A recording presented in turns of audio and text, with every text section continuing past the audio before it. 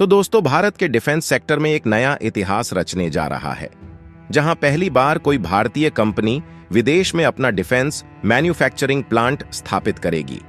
आपको बता दें, यह कदम टाटा ग्रुप की subsidiary Tata advanced systems limited यानी कि TASL द्वारा उठाया गया है, जो मोरक्को के कासाब्लांका शहर में अपना डिफेंस मैन्युफैक्चरिंग प्लांट स्थापित करने की तैयारी कर रही है, जो रॉयल मोरक्कन आर्म्ड फोर्सेस के लिए बख्तरबंद वाहन बनाएगा और अफ्रीकी बाजार में भी अपनी पकड़ मजबूत करने की योजना बनाए हुए है, जो कि भारत के इतिहास में पहली बार होने जा रहा है जब विदेश में भारत द्वारा हथियार तैयार किए जाएंगे।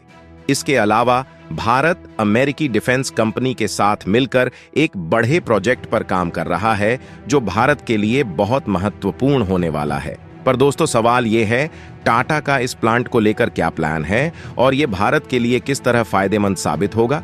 इसके अलावा जिस नए प्रोजेक्ट पर भारत और अमेरिका मिलकर काम कर रहे हैं, उसके फायदे क्या है?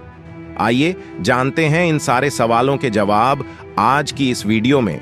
पर आगे बढ़ने से पहले इस वीडियो को एक लाइक करके चैनल को सब्सक्राइब जरूर कर लीजिए, क्योंकि यह आपके लिए 1 सेकंड का काम है, लेकिन इससे हमारी काफी बड़ी मदद होती है।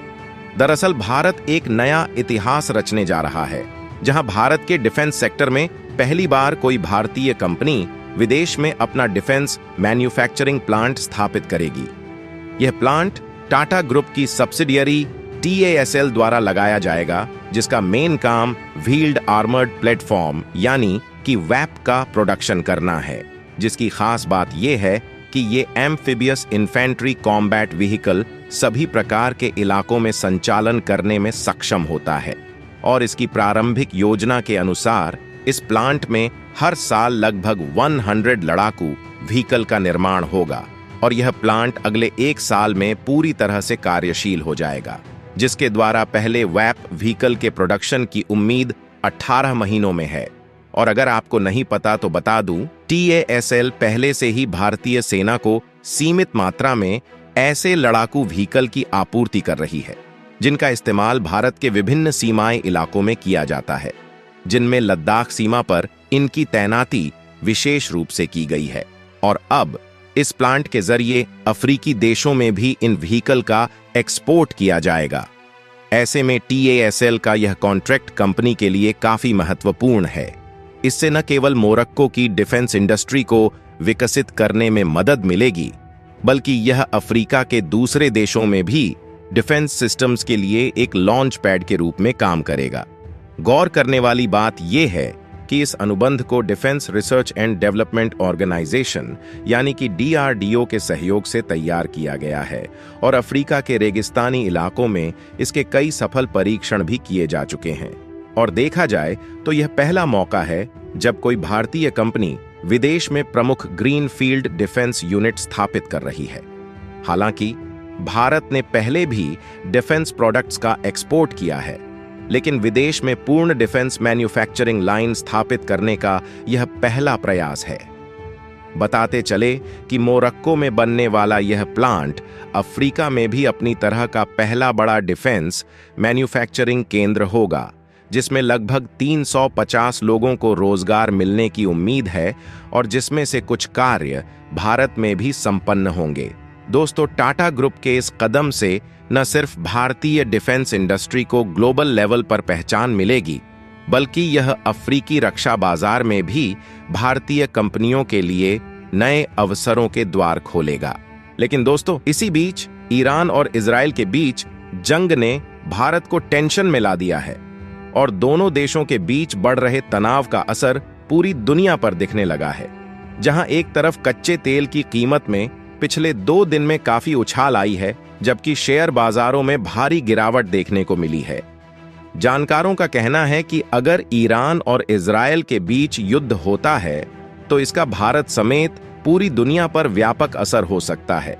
खासकर भारत के लिए इसके व्यापक मायने हो सकते हैं, जिसमें खाड़ी देशों के साथ व्यापार प्रभावित हो सकता है, पेट्रोल डीजल की कीमत बढ़ सकती है, वहां काम कर रहे भारतीयों की दिक्कतें बढ़ सकती हैं और देश की ग्रोथ पर असर हो सकता है।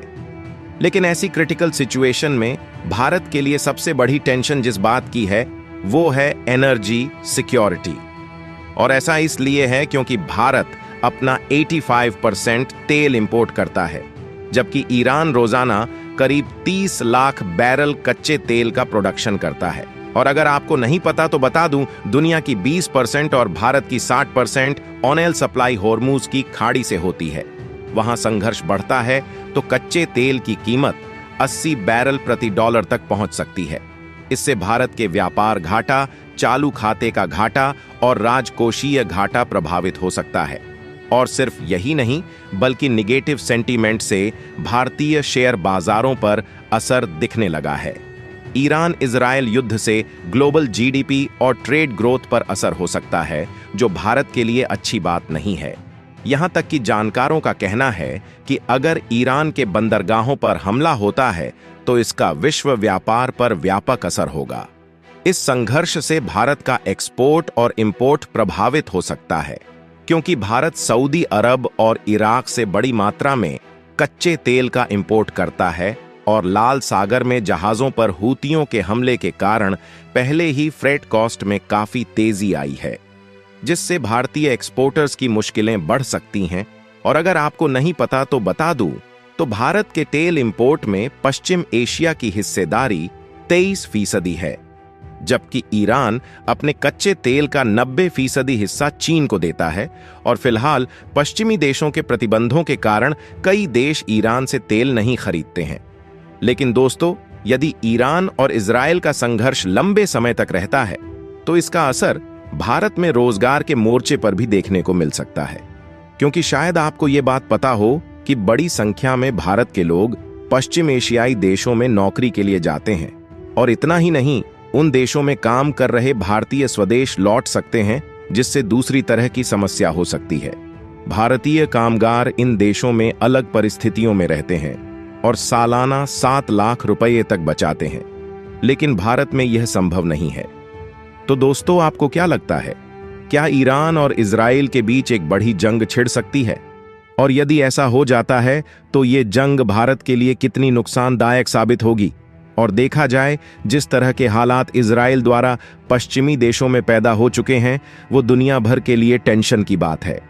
लेकिन इसी बीच भारत के लिए खुशी की बात यह है कि भारत अब विदेशों में हथियार बनाने वाला है, जहां भारत अमेरिकी डिफेंस कंपनी के साथ मिलकर एक बड़े प्रोजेक्ट पर काम कर रहा है, जो भारत के नजरिए से बहुत जरूरी है, क्योंकि इस प्रोजेक्ट से टाटा ग्रुप मोरक्को में अपना डिफेंस मैन्युफैक्चरिंग प्लांट स्थापित करेगी, जो रॉयल मोरक्कन आर्म्ड फोर्सेस के लिए बख्तरबंद व्हीकल बनाएगा और अफ्रीकी बाजार में भी अपनी पकड़ मजबूत करेगा।